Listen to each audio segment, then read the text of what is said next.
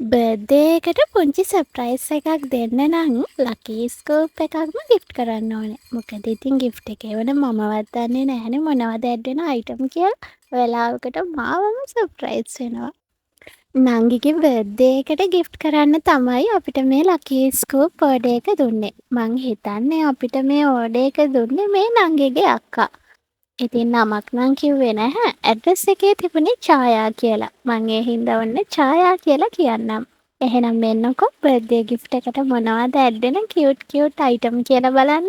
රෝස පාටට කැමතියි කියපු නිසා ඔන්න නේල් පොලිෂ් එක රෝස පාටින් එකතු කරා මම. ඊළඟට හෙයා ක්ලිප් එකක් තියෙනවා. ඒකටත් මං රෝස පාටින් මේ විදිහට අලලිය ක්ලිප් එකක් එකතු කරා. බලමු ඊළඟ අයිටම් එක කී ටැග් එකක් ඇඩ් වෙලා තියෙනවා. ඒකත් ඉතින් රෝස පාටින්ම මේ ලබුබ එන්න කී ටැග් එක එකතු කරා මම. ඊළඟ අයිටම් එක විදිහට ඇඩ් වෙලා තියෙන්නේ බෑන්ගල් එකක්. ඉතින් ඕනම ඇඳුමකට මැච් වෙන විදිහට ඔන්න වයිට් කලර් එකෙන් බෑන්ගල් එක එකතු කරා.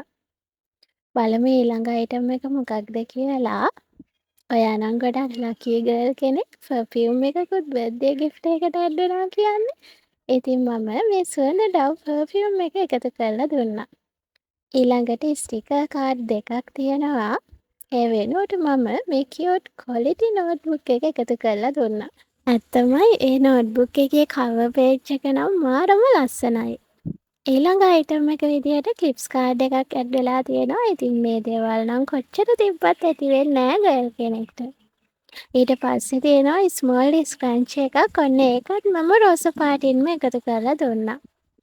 ඊළඟට ඇඩ් වෙලා තියෙන්නේ නෙල් ෆයිල් ස්ටික් එකක්. ඉතින් මම ඒ වෙනුවට මේ හෑන්ඩ් ක්‍රීම් එක එකතු කරා අත් ඩ්‍රයි වෙන වෙලාවට පාවිච්චි කරන්න පුළුවන්. ඊළඟට ස්ක්‍රන්චි එකයි මිනි ක්ලිප්ස් 3යි ඇඩ් වෙලා තියෙනවා. ඉතින් ඒකත් මේ විදිහට පැස්ටල් කලර් ස්ක්‍රන්චි එකක් එකතු කරලා මිනි ක්ලිප්ස් 3ත් මේ විදිහට කලර්ස් 3කින් එකතු කරා. ඉතින් ඔන්න ඔය විදිහට තමයි බර්ත්ඩේ ගර්ල්ගේ ලකී ස්කෝප් ඕඩර් එක රෙඩි වුණේ.